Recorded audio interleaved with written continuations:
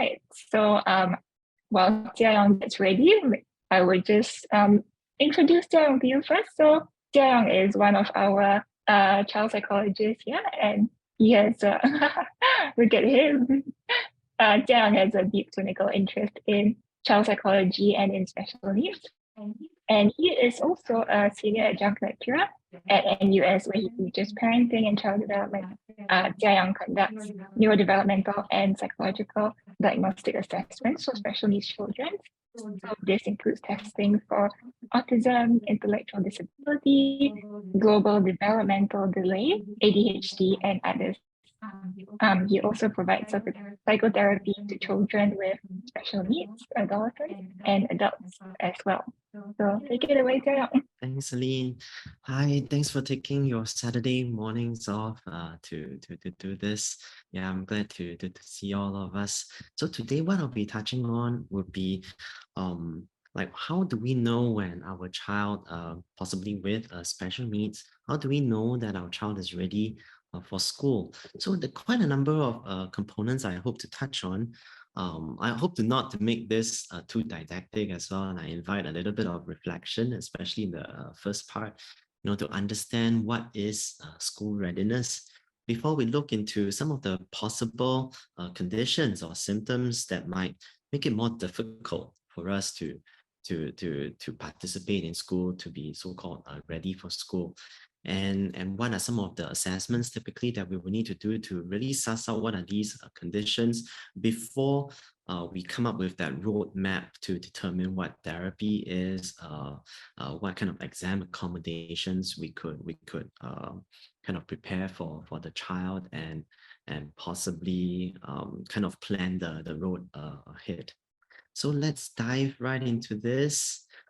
So let's kind of start this with what is school readiness? And I invite us to perhaps just take a couple of moments to reflect. I know it's probably been a long time for all of us, since we left school. Yeah, but I don't think school was really such a walk in the park, wasn't it? There's so many parts to school. It's not just about the studying. There's also the peer relationships. There's also the relationships with teachers, and then there's the CCA and all the pressure of exams. So let's kind of get our fingers moving a little bit. If you have your phones with you, if you could just scan this QR code or go into menti.com, into this address, I'd like us to just key in what were some difficulties that you experienced in school. Let's see how it shows.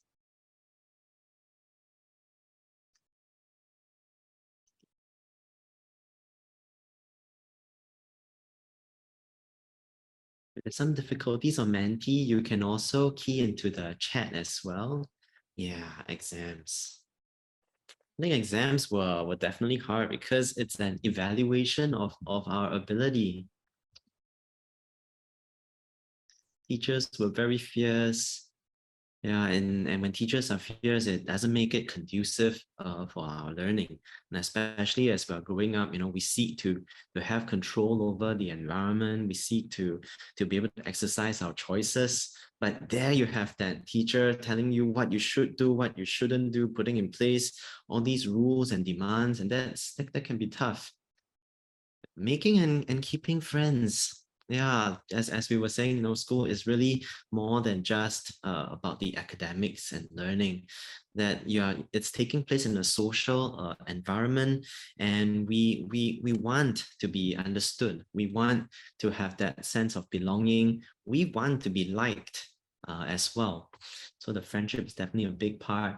Yeah, waking up early. Especially when we have late nights, perhaps, when we are out hanging out with our friends, or maybe playing video games, or watching or chasing some shows. Yeah, then waking up is hard, and we need our sleep. Typically, for a child in primary school, probably about 9 hours would be necessary. And even in secondary school, at least I would recommend at least 7 hours, even though I'm pretty sure when we were adolescents, we had less than 7 hours. But the sleep is necessary to help us to grow, to help in our immune system, to help consolidate our memory. And juggling of studies and CCA, that's definitely a big one as well. Time management is tough. There's so many demands on our time, and we want to be good at everything, but yet time is that limited resource that all of us have a finite amount. And then possibly with the peer pressure compelling us to keep up. Yeah, and if we don't conform to this peer pressure, are we going to lose our friends? Does it mean that we'll be unpopular? Does it mean that that they're not going to talk to us again? And there's also the element of social comparison. Is there something wrong with me when I'm not conforming? So especially in adolescence, is that period when we're still trying to build our identity, and sometimes you want to feel that, okay, I know who I am, and I can be different from my peers, and for whether I just want to be the same as my peers. So thanks for all this sharing. So as you're kind of keying this in, I hope it helps us to adopt the frame of a child again, and realizing that it's really not as easy as it seems. And what more if our child has some additional difficulties, possibly with special educational needs? Yeah, what more? So let's kind of look at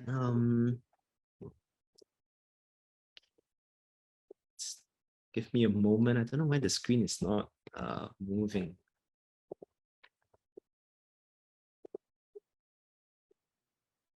Sorry, some technical issue.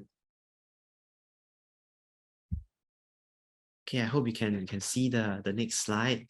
So just to touch on each of these areas that determines school readiness before we look at some of the common difficulties that our child might face. So first up, definitely speech and language, that we would need to be able to express ourselves. We need to have the adequate vocabulary, and to piece that vocabulary into a coherent sentence in order to participate in class, in order to connect with our peers, which leads to the second component, which is the social aspect, social emotional aspect, and how to play. So this is really quite a complex skill that perhaps many of us, if we're neurotypical, we kind of take it for granted, but it's not so intuitive for some of our, for the children with neurodevelopmental concerns. For example, even things like being able to read facial expressions, being able to make consistent and kind of flexible eye contact as part of that interaction, the use of gestures in our hands to augment the communication, to know when to start a conversation, how to flow into the conversation, how to respond appropriately and stay on topic, and have that really nice back and forth ping pong like interaction. That can be quite challenging. And also on the play part, it requires us to have that confidence also to initiate play, to organize our own activities, and perhaps invite our peers to join in, or very flexibly cooperate with our peers and follow along with their rules as well. So we need these skills to be present in order to really build that peer relationship, build that friendship. And of course, school involves academics. For us to be able to cope with the pace, especially in the mainstream curriculum, we do need a certain level of literacy as well as numeracy skills, to be able to read the letters, to read the words, read the sentence, understand that sentence, make certain inferences, take bits and pieces of that comprehension passage, to piece it together and come up with certain conclusions, to be able to understand what the teachers are saying, because once spoken, the words are gone. So you need to be able to have that working memory to catch that. And of course, numeracy skills, your math calculations, understanding the problem sums, and some of these problem sums can be pretty tricky as well. You need all of these foundational skills in order to maintain pace with school. And most of the time in school, there's also the PE elements. So the motor skills are necessary as well to be able to coordinate your movements, to be able to sequence them. Okay, I'm going to do this first, then that. You know, I've got to run here first, catch the ball before I shoot the ball. And also some of the basic daily living skills, especially in as we work towards primary school, it will be, you know, be able to go to the toilet on your own, be able to go to the canteen, to be able to ask how much is the food, to take out the correct amount of money and get that change for the food. You know, a story comes to my mind. So I've got two daughters. My younger daughter is primary 3. Yeah, so just this year, you know, she was still kind of forgetting to take the change. So it's almost like she bought like a $1, I think it's a chicken nugget or seaweed chicken, and gave a $10 note. And then after that, just walked off because in her mind that the transaction is completed. Yeah, I got the food, and the food's really yummy. I'm looking forward to eating the food, and then I gave the money. Okay, that's it, I'm done, without taking that change. Yeah, so some of these daily living skills, community living skills are necessary in order to cope with school. And also, I guess for my elder one is kind of learning to travel independently. So she's just finished her PSLE. So recently is also something as a parent that I needed to get to kind of scaffold her development in, you know, teaching her to take the bus on her own, take the train on her own, to meet her friends at a shopping center that's quite far away. And to make sure that, you know, she doesn't get into any trouble, and if she gets into trouble, what are the contingency plans as well. So all this goes into the daily living skills, and you need to have these skills in order to build deep friendships, because you want to hang out with them, you want to have that time to chit chat and do stuff with them. And of course, the next domain is the cognitive domain. To be able to reason with facts, like for science, you got to be able to apply, to understand the concepts and apply those concepts. And at the more executive functioning level, you need to be able to focus your attention on what the teacher is saying, on what the teacher is showing on the screen, so that that information can go into your short-term memory. And then once it goes into your short-term memory where you manipulate it and kind of make sense of it, then it can finally be consolidated into your long-term memory. So if there's any issues with the attention, attention is a little bit like that spotlight in your head. If there's something difficult with attention, that spotlight is not shining on the correct thing that you want to learn, then you're not going to be able to process it into your, you know, short-term memory or consolidate it into your long-term memory. And finally, one domain that should not be underestimated is the emotion regulation part. Whether it's, you know, being in class, listening to the teacher, or doing your assignments, doing your homework, or interacting with peers, we're going to encounter difficulties. Yeah, we're going to have to tolerate some amount of frustration, tolerate some amount of stress, especially when things don't go our way, when things are not so easy to comprehend and make sense of. Yeah, and it requires us to be able to hold back certain impulses, you know, to get angry, hold back impulses, you know, to hit at someone, or to say certain nasty things at someone, or to go into a tantrum. Yeah, so emotion regulation is also an important skill. Otherwise, without the ability to regulate, we might end up, you know, giving up and not wanting to do the homework anymore. Or we might end up, you know, not wanting to go to school because it's just too hard, or we don't want to hang out with our peers anymore because they're not listening to us. They're not being they're not following what we want them to do. Yeah, so I hope this gives us a broad overview of what school readiness is about. And these are the common difficulties that usually I see present in the clinic So I've kind of separated them into three broad domains, the cognitive domain, the emotional domain, as well as the social behavioral domain. So this is kind of the opposite of what I just spoke about the skills that's required. So maybe I'll just briefly touch on this. I wouldn't want to kind of rehash it a bit too much. So in the cognitive domain, just like what I was talking about, the reasoning, the difficulties with reasoning, applying the concepts, remembering, and sometimes because of these difficulties, that's why the child disengages. Yeah, and we also spoke about attention as the spotlight. Sometimes it's hard for them to focus that attention, and if they can't focus their attention, then the whatever homework that needs to be done, it wouldn't be registered. They wouldn't even know that, oh, I need to copy this homework down in my student handbook or student diary. And if it's not registering, it's not going to their long-term memory, very likely it would lead to poor academic performance, poor grades, sometimes failing as well. And kind of associated with attention, but not really the same thing, is kind of impulse control, impulse regulation.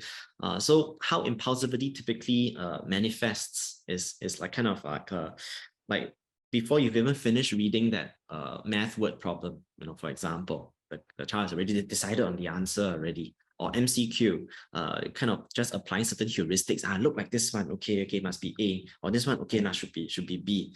So that difficulty with monitoring the behavior and applying the necessary corrections to it.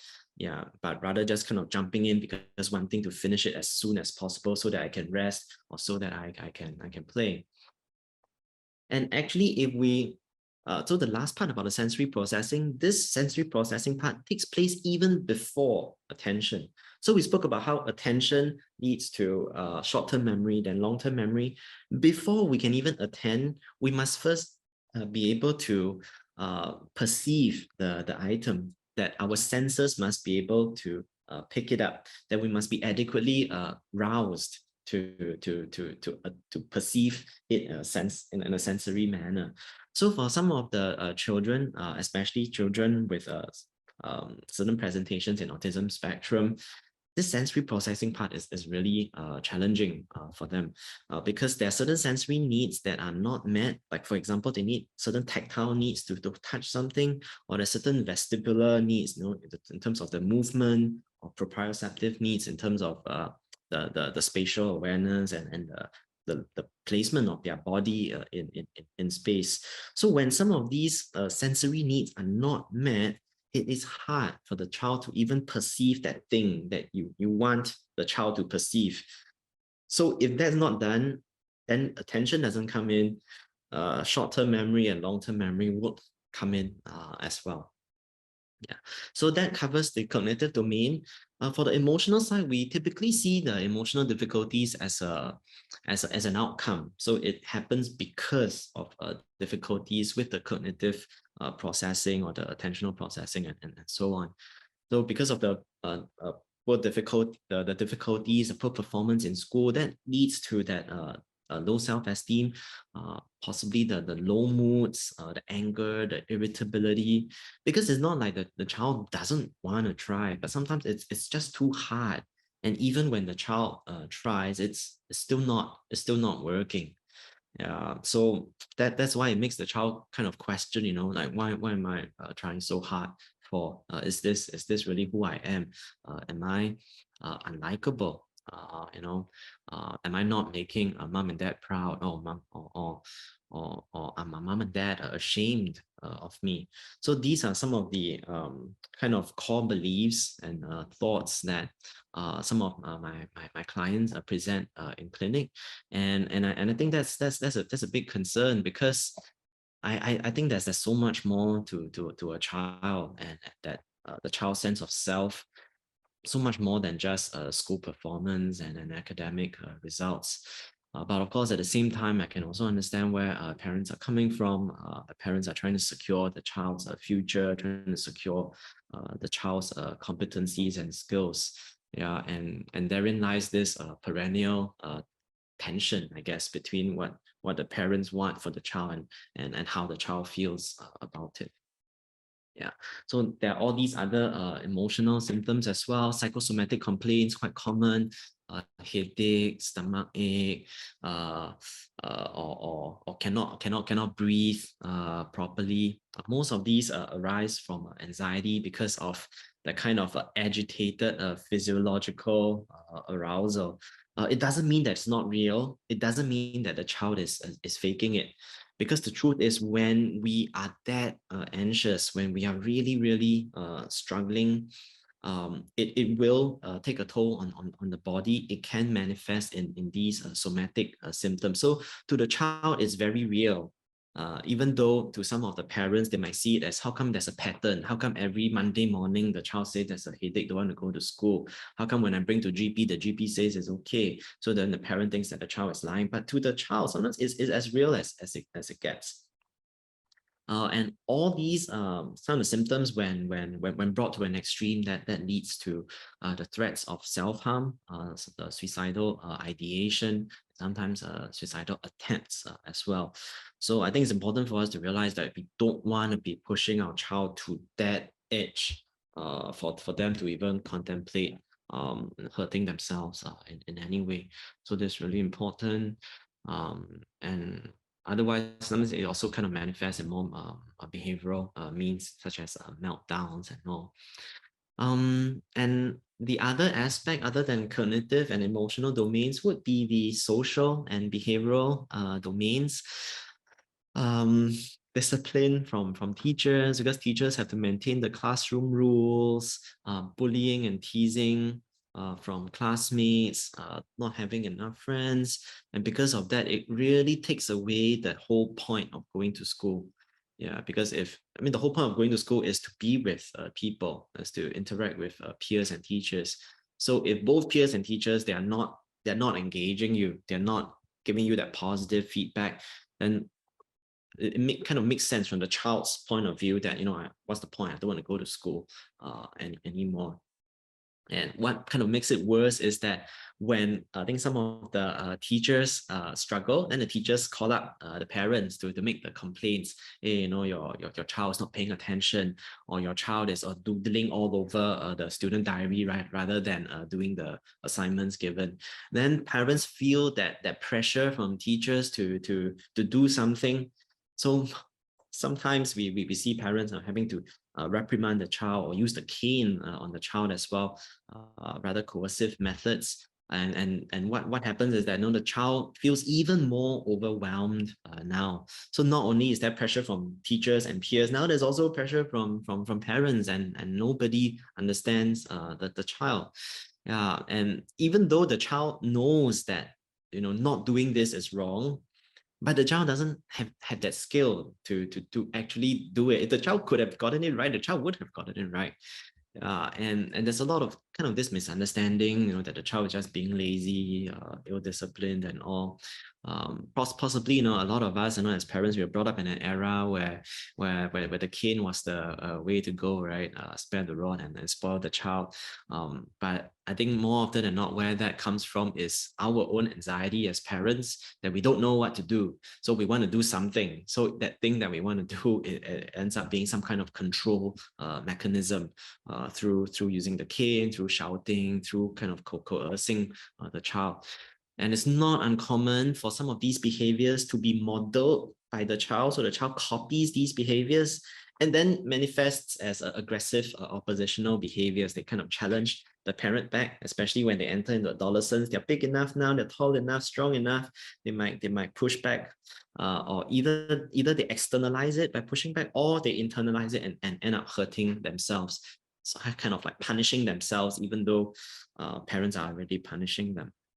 So I hope this gives us a broad picture of some of the things that we should look out for, as possibly a proxy or an indicator that our child could be struggling with school.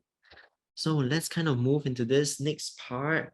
So I spent the majority of I guess the first half of this presentation really focusing on the school difficulties, because I thought it's necessary to anchor us on that understanding before going to the clinical aspects. So the next half would really be the more clinical aspects.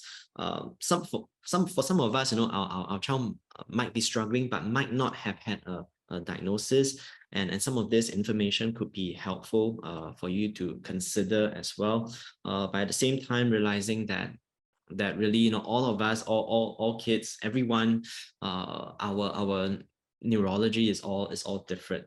Yeah, so it really lies on the spectrum that we shouldn't, just kind of pigeonhole our child. Oh, my child is like that.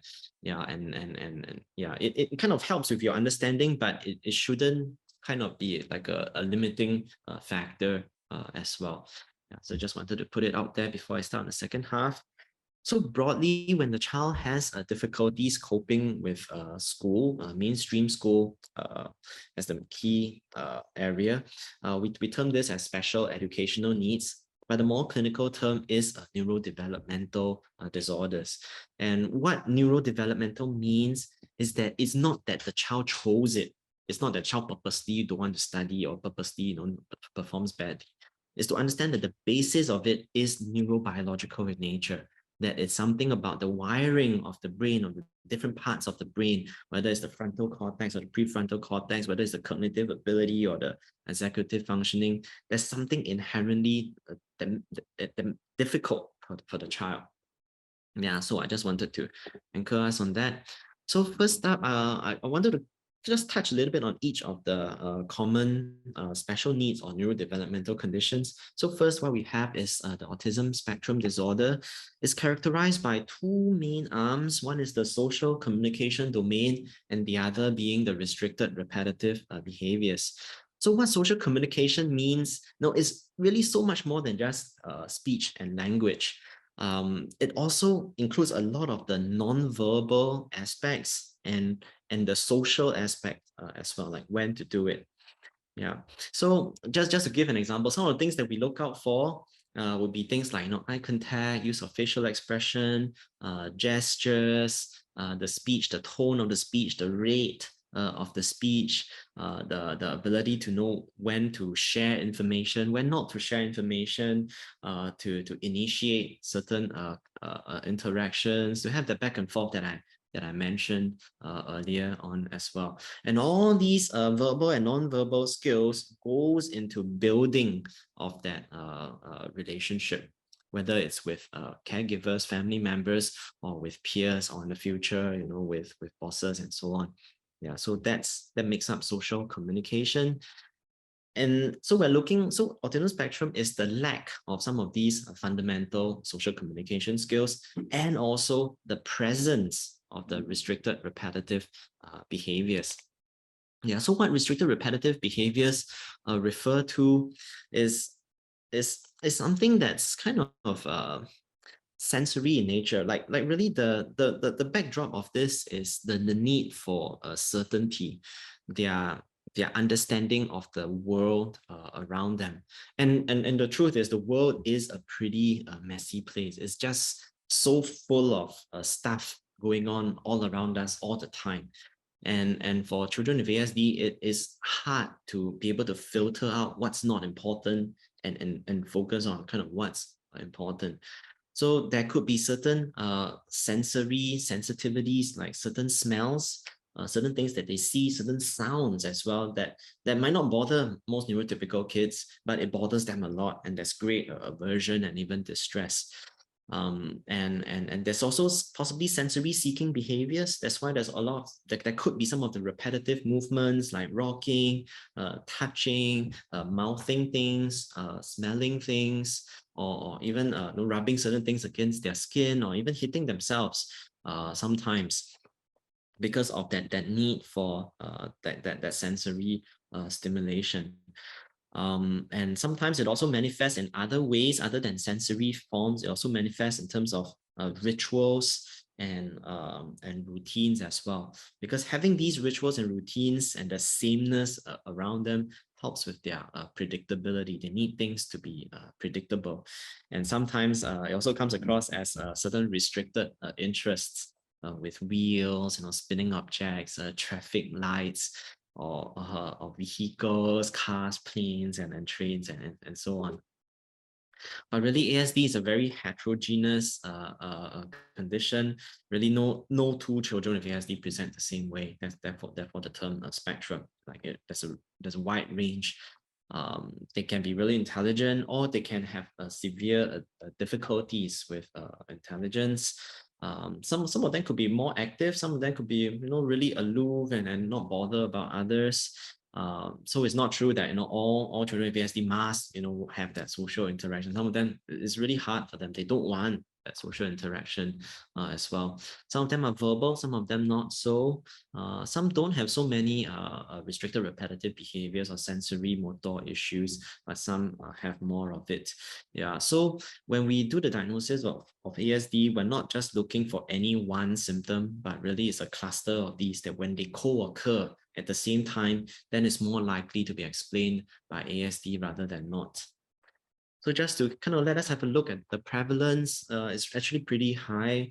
We kind of see over time, there's a kind of escalating trend as well. It could be because that scientifically, we're just more advanced now, and we are more sensitive towards this, that we pick it up more rather than it actually really having been increasing in the last decade or so. Yeah, but in 2018, the prevalence was about 1 in 44. It's more common in boys compared to girls, but that could also be because amongst girls and women, there's possibly more social masking, that they are more exposed to the emotional aspect, the social integration aspect, because of the gender norms, that they kind of hide it much better. Yeah, and then there are some risk factors as well, advanced maternal age, as well as a family history of ASD. So here you can kind of see the developmental cause. About half of them do present with normal intellectual functioning, but there's also about 1/3 that finds it really hard to attain language skills. With age, it does get better, especially if there's early intervention and we equip them with skills. Yeah, but there's really quite a bit of a variability amongst the different profiles. And it's not true that they can't have long-term relationships. They can still have long-term relationships, if their partner understands the difficulties that they face, and also the child or adult with ASD has also developed certain compensatory social skills as well. Yeah. Next up, just want to touch on ADHD. This is probably the most misunderstood condition, because in a sense, the child looks normal. Everything looks normal. Like they can't figure out, like, is the child just being naughty? Is the child just being oppositional? But really, more often than not, the hyperactivity and impulsivity and inattention, it gets kind of all muddied. Like it's a lot harder for parents to come to terms with, okay, my child has an inherent deficit, and it seems easier to kind of blame it on the child, like the child is just purposely doing this. Yeah, but I want to point to the fact that ADHD is a condition of executive functioning. So that's the prefrontal cortex of the brain, which regulates your attention, which regulates your impulsivity and hyperactivity and all the other behaviors. Yeah, and so we can just kind of have a quick look at how some of these difficulties can spill into the emotional side and the social aspects as well, especially with the tantrums, the outbursts, low self-esteem, and also conflicts. Yeah, and you can see here some of the prevalence. It's about 3 to 7%, actually pretty high. And once again, more commonly found in boys rather than girls. But the prefrontal cortex of the brain, it does develop over time, even up to age 20 even. And sometimes we see some of these symptoms improve with age as well. So these are some risk factors. Again, that's why early intervention is so important, without which in adolescence and adulthood, you see more of the conduct-related problems, delinquency, and possibly some of the more antisocial behaviors as well, all stemming from that need for stimulation, that impulsivity, and difficulties performing and achieving in what social norms require them to. Yeah. So other than ADHD, the next big cluster is specific learning disorder. We probably have heard of the term dyslexia and dyscalculia before, but really specific learning disorder is more than just a reading problem. Yeah, so other than word reading, sometimes it's also the expression part, the spelling, the written expression, and also the comprehension of everything together, comprehension of the narrative. Yeah, so because of this, it makes it hard for the child to perform in an academic setting, even though in a conversational setting or in other non-word domain, they can be perfectly fine. So the way that we assess and diagnose for specific learning disorder, typically their intellectual ability is normative, it's all within the normal range, but specifically with reading and writing, it's really, really hard. Yeah, so therefore, usually we kind of diagnose dyslexia, and dyscalculia is mainly around math. So the difficulties with calculation, understanding quantities, and reasoning with all the math concepts. So some of these presentations are rather common that we see in the clinic. Starts off with some language delays, difficulties with the phonological processing, mainly understanding rhymes, the sounds of letters, and blending these sounds together, sometimes to pronounce the words difficulty. And therefore, it's hard for them to engage in learning, because when the classroom setting is all reading and writing, it makes it really hard for them to engage. It's like them going to class and then seeing Wingding's font all day. Yeah, that's really hard, and it causes a lot of anxiety, and it kind of affects how they view themselves as well. Yeah, prevalence also pretty high. Reading and writing issues 4 to 9%, math 3 to 7%, and also can see some of the risk factors too. Yeah. So maybe I'll spend the next 5 minutes just covering on the diagnostic assessments before the last part we move into the therapy aspects. So this is just to let us know what are the things that typically a psychologist would have to conduct in order to make that diagnosis. There are a lot of these diagnostic tools. It requires us to really sit down and look at the performance based on standardized testing, rather than just a clinical judgment. Like I ask a few questions, oh, you got this, you don't have this, okay, you have this condition. Yeah, it's really a performance task. It must be weighed against the rest of the population to see how rare, how unlikely it is in the whole population sample to have this amount of difficulty. Yeah, so typically 95% is kind of like the cutoff. If the child falls in the 5th percentile and below, then very likely that could be a clinical concern there. So this is the flow from consultation to assessment before finally doing the report. In a consultation, we will typically have to ask all this information, the birth history, developmental history, family history, so that we can tie all these pieces together to give a broad kind of formulation, rather than just looking at just the performance results. We want to bring in all the longitudinal data.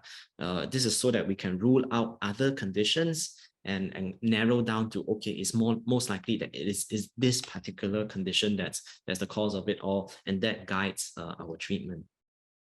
These are the types of assessments that we run. So I'm just going to very briefly just touch on each of them. Yeah. So I talked about the normal distribution already. So with IQ testing, typically the gold standard is the Wechsler's series, the Wechsler's Intelligence Scale for children, preschool and primary scale of intelligence, and then for adults, the Wechsler's Adult Intelligence Scale. It helps us to really profile the child based on the different domains.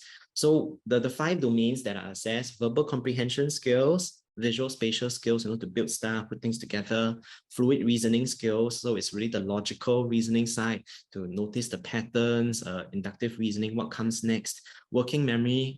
So working memory involves a little bit of attention also. You got to store the information in your mind and then kind of reproduce it or manipulate it. And processing speed is a lot of visual scanning and reacting and responding, a little bit of the psychomotor element too. Academic assessment is more to understand, whether there's possible dyslexia or dyscalculia or specific language disorders. Specific learning disorder, sorry. So having done this academic assessment, of their oral language, reading, writing, math, it helps us to compare with the IQ to determine if, okay, there's something's really wrong. Like this performance isn't explained by the intellectual difficulties.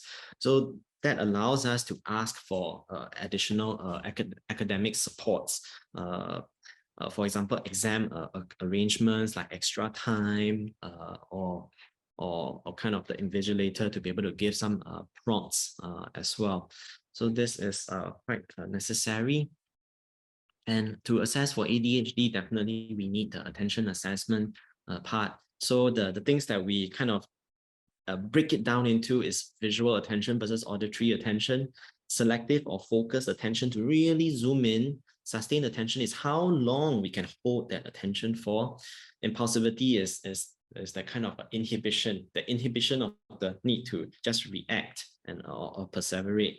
And the vigilance, meaning that when the time interval between the stimulus is quite far apart, whether the child will just tune out and start to daydream as well. Yeah, understanding the attention difficulties helps us to work with the child on the time scheduling. How much time can the child focus before he really needs a break?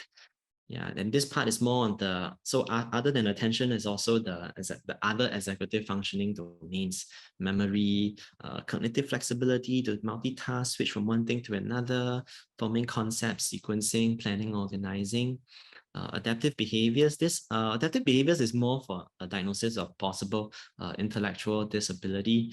So other than IQ, it's also whether the child is able to do all the daily living skills, have all the motor skills, socialize.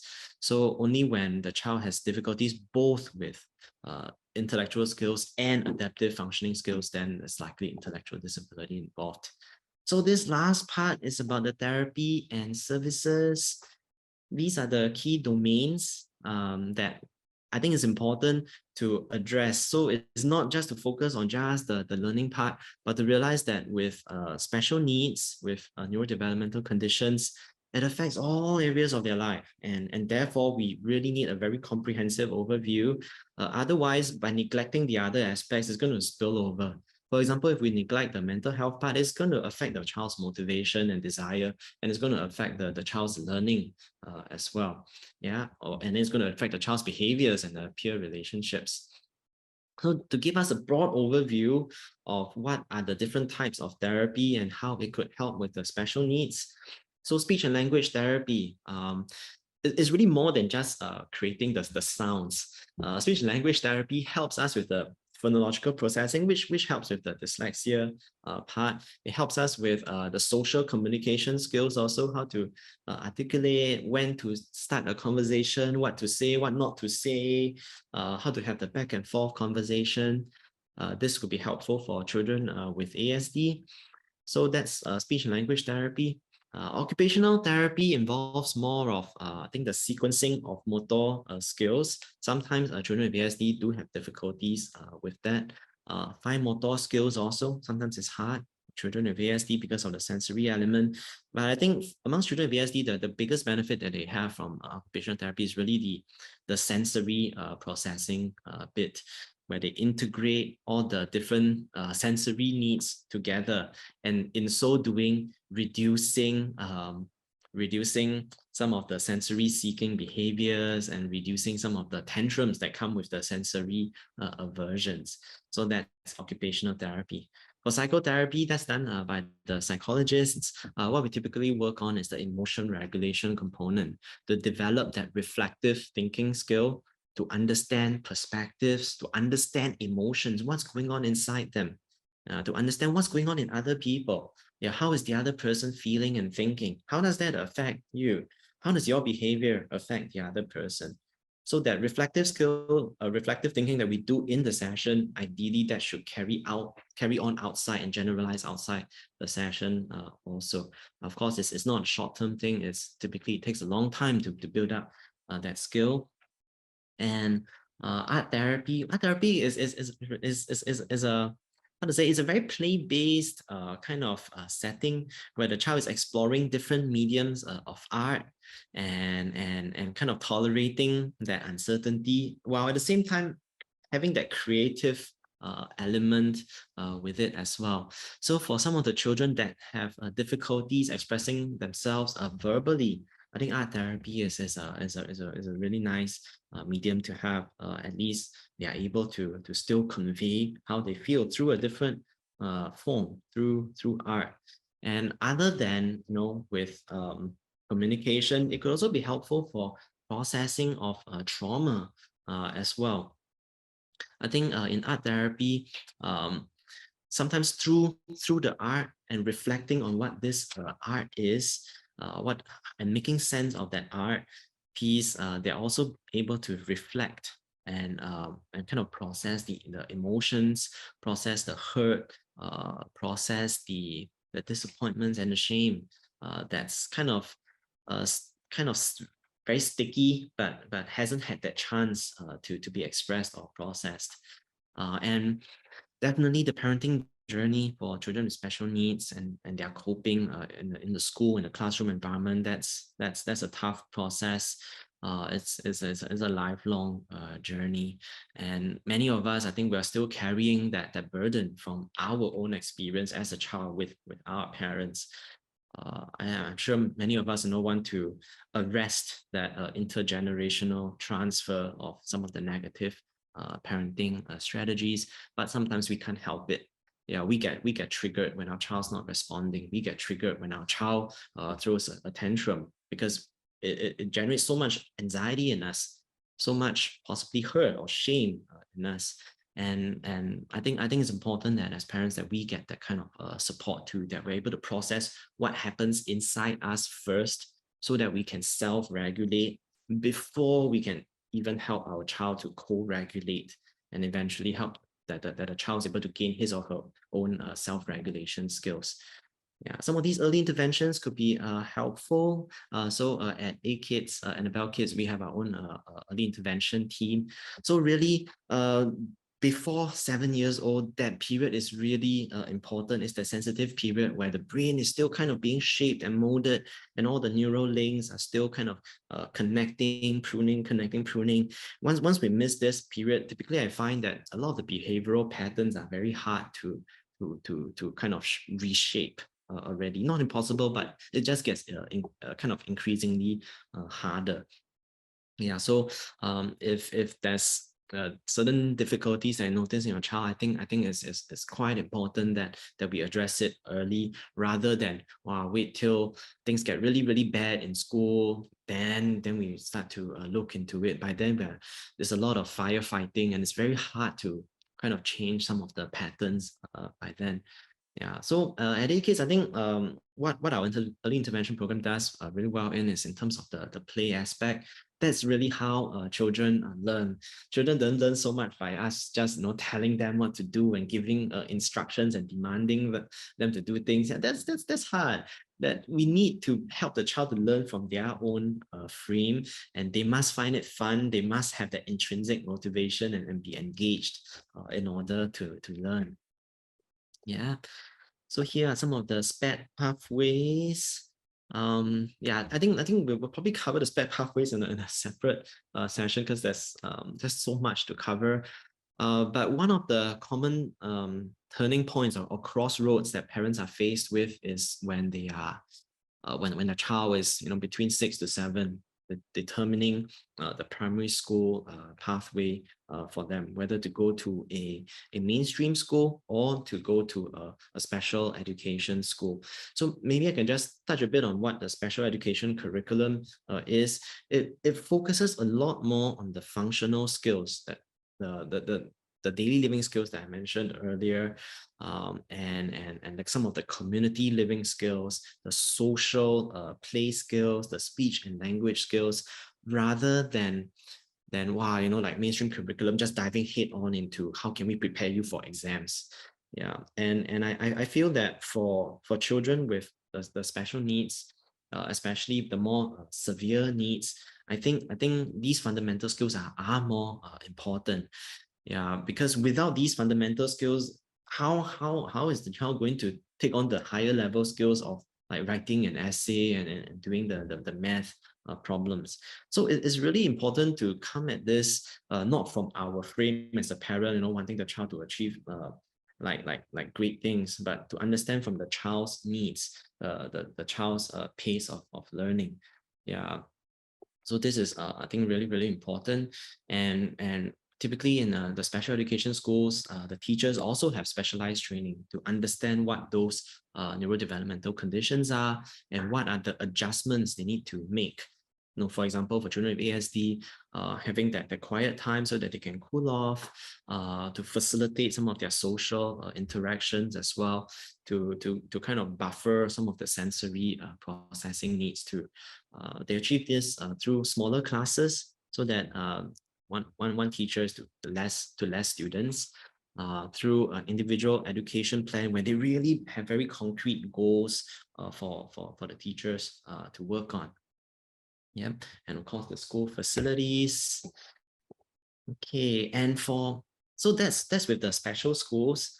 For the children in the mainstream schools, I think what's also helpful is to understand that we want to make this playing field, if I can use this term, as fair as possible, and that would sometimes necessitate these access arrangements. For children with ADHD, when their attention is kind of fluctuating all the time, they might need that extra time, yeah, so that they can have that time to monitor and to check.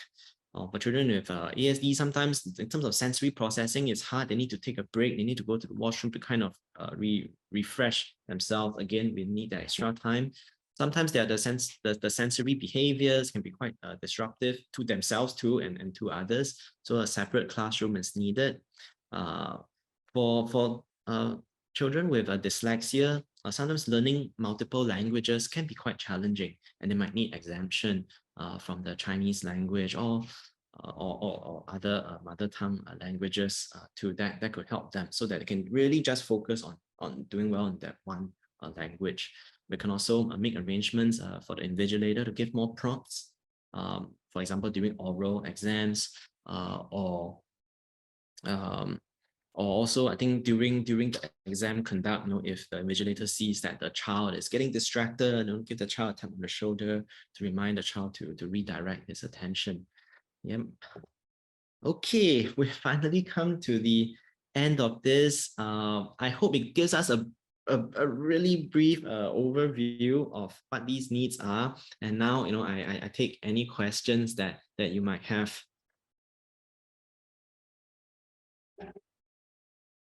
All right, thank you so much, Jiayong, for the very insightful talk. Yes, if anyone has any questions, please feel free to drop them in the chat box.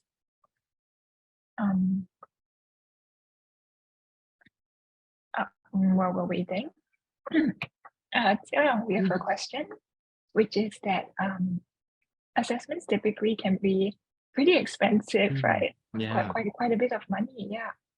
So we were wondering, a lot of parents usually ask, like, what is the deciding factor? Like, how do you decide whether your child should do an assessment or not? And what kind of benefits will your child get? Yeah, I think the purpose of the assessment, like I think one of the main barriers that parents face is that the stigma of having that diagnostic label. But the truth is that just because we don't want to know that information doesn't mean that the problem isn't there. And ultimately, the family owns that report. The family owns whatever is the diagnostic considerations and conclusion. That I do believe that information is power. With information, that allows us to come to more kind of informed decision making as well. Yeah, so that parents can really plan ahead, whether to proceed with, to really just press on with a mainstream school, or whether perhaps to consider the special education pathways as well. And ultimately, I think the main thing is still what's helpful for the child, yeah, rather than like what are our stigmas and cultural barriers. Yeah, I hope that answer helps, even though I know it's not a very direct answer. Yeah, it's mainly trying to kind of help us understand the thought processes Okay, I think I see some questions. Perhaps I could answer some of these questions. Yeah, how do I tell if my kid can cope with mainstream school or should go to special school? So that was actually the core of this whole presentation. That sometimes I think we do need to have that assessment to understand if the child would be able to cope with the mainstream curriculum. Typically, our cutoff is the IQ is kind of 70 lah. So IQ of 70 means that it's kind of 2 standard deviations below the norm already. So that's meaning that IQ of 70 is like less than 5% of the children of the same age. So knowing that normal distribution, I think gives us an idea of how much difficulty it would be for the child to cope with the mainstream curriculum. Yeah, so that's purely from an intellectual ability kind of frame, but of course there's also the other diagnostic considerations as well. Like for example, if the child has autism spectrum disorder and coping with peers is really hard, and then there's meltdowns all the time, and there's communication difficulties, it's just going to be really hard to cope with the mainstream setting where there are all these social demands, and these social demands, they only increase with age, it doesn't decrease much. Yeah, so if there's doubt, I would recommend to just do that assessment, because once again, I think that information is power. It helps you to make that informed decision. You go in to the mainstream school with eyes open, knowing, okay, these are the supports that my child needs, and I need the school to work with me on this. Yeah. Okay, how many times we can have the assessment? Okay, that's the next question. So with the diagnostic assessments, typically just one time. There's no real reason why we need to repeat diagnostic assessments. Like for example, the ASD assessments, the Autism Diagnostic Observation Schedule, the Autism Diagnostic Interview revised, because that, so neurodevelopmental conditions, like its name suggests, is neurological in nature. It doesn't suddenly just like disappear overnight. Yeah, so one time is enough. But for IQ tests and for academic testing, like the oral language, written language, math kind of tests, that one you can do about once every 2 years, if you deem it necessary that the child has already seen significant improvements, and you think that it'd be helpful to have a more updated one, so that can be done. Next one, at what age should I accept my child cannot go to mainstream school?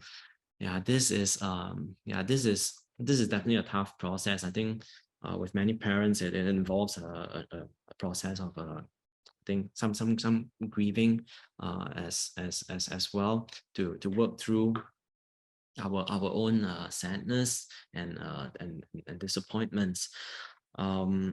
Yeah, so there isn't a straightforward answer to this, but I think once again it comes back to what are the needs of the child.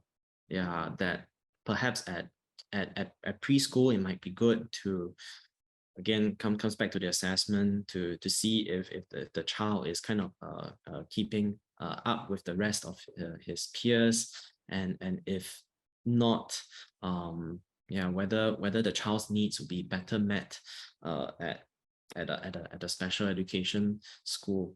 Yeah, so I think that there isn't a straightforward answer to this. There isn't like a checklist that we can just tick, and then, okay, no, we should definitely go to a SPED school. But it's really working it through with your spouse, and really assessing how is the child coping. Most importantly, how is the child coping emotionally? How is the child coping behaviorally? Is it really better for the child to kind of go through that mainstream system, and what are some possible consequences also? Yeah. As for the final question, how to deal with this? I use the reward system that completes homework gets an ice cream or reward. You'll say, no, according to my homework, I will not get ice cream is like really saying the reverse or simply saying, I don't buy that idea. A lot of times he likes to say the reverse when inside his mind, he knows it. He's 7 and is studying in path light. So some of the reward systems, they can be useful for younger children, but typically as they enter school age or adolescents, what we want to build is the intrinsic motivation. That some of these transactional arrangements of the reward system, it's hard to keep up. Yeah, and sometimes we see an escalation also because the initial rewards no longer motivate the child, and sometimes it's hard to maintain that consistency. For example, for children with autism, once you break that pattern 1 time, 2 times, sometimes it's hard for the child to believe us that we are really going to do it, or are we going to go back on our word. So really, I think for this particular case is to really take that step back and zoom out and ask ourselves, how can we build the intrinsic motivation? Like, why would the child want to do his homework? Yeah, is there something else that he believes that he gets from doing his homework other than what we provide, such as the ice cream? Yeah, that will probably be the bigger question that we need to answer. Yeah, thanks for all your time. I hope the session was helpful for us also. Yeah, and yeah, feel free to kind of locate us if you wish for further consultation. I'm based at both Thomson as well as the Newton clinics. Thank you so much, Jiayong, for the very insightful talk. I think sometimes, especially with special needs and education, it can be pretty confusing and a lot of different parts to it. Sometimes that can feel pretty overwhelming. Yeah, so I personally learned a lot from your talk. So thank you very much, and thank you for being here with us today. And also a big thank you to the audience for the very important questions. Yes. All right, so please give us a couple of seconds to just, Jiayong's waving by. All right, just give us a couple of seconds to swap over to our next speaker. In the meantime, feel free to get some water or maybe get your breakfast if you haven't eaten yet, or maybe lunch actually. Just realized it's already 11. All right, we'll see you soon.